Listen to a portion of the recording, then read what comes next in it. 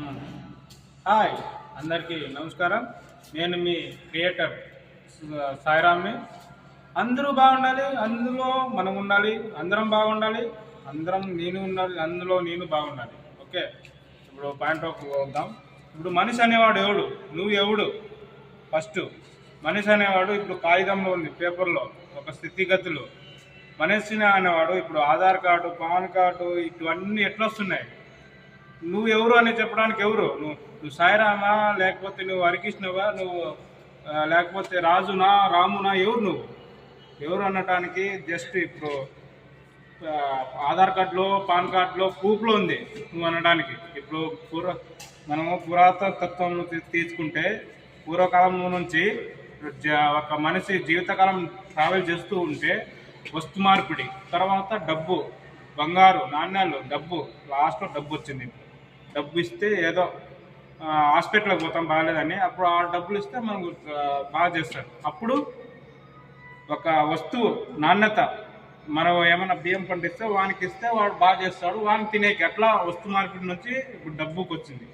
అంటే ఇప్పుడు మనిషి అనేవాడు ప్రూఫ్, ఒక ప్రూఫ్ కావాలంటే నీకు ఇప్పుడు పేపర్లో ఉంది మనిషి అనేవాడికి.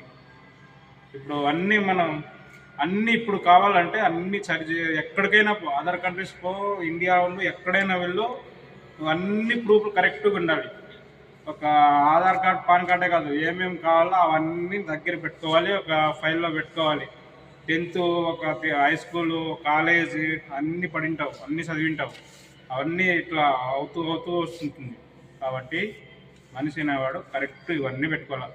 నువ్వు చదవకపో, జీరో ఉండు, ఏమైనా ఉండు, అజ్ఞానం ఉండు, జ్ఞానంగా ఉండు, కానీ అన్ని ప్రూఫ్లు కరెక్ట్గా ఉండాలి, భద్రంగా ఉండాలి.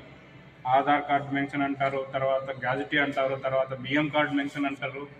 ఇట్లా అన్ని ప్రూఫ్లు ఉంటాయి, తెలుసుకోండి, మేల్కోండి. ఓకే, జై హింద్.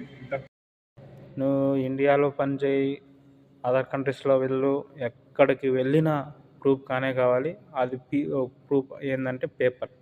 అది పేపర్లో ఉంది. ఇప్పుడు మనిషి యొక్క జీవితం, మనిషి యొక్క ప్రభావం.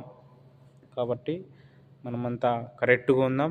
ముందు పోయే ఫ్యూచర్లో ఏమేమి వస్తాయో అవన్నీ చేసుకొని రెడీగా పెట్టుకొని ఉందాం. మనిషి అనేవాడు అది విషయం. ఎంత కష్టమైనా నువ్వు చదువు రాకపోని చేస్తూ ఉండాలి, పోతూ ఉండాలి ముందుకి, అది విషయం. రాకపోతే వ్యవసాయం చేయి, ఉద్యోగం చేయి, జాబ్ పర్సన్ ఉండు, ఏమైనా ఉండు, ప్రూఫ్ అనేది కానే కావాలా, ఖచ్చితంగా చేస్తూ పోతూ ఉండాలి, అది విషయం. అంటే కరెక్ట్ పెట్టుకోవాలి నీ దగ్గర.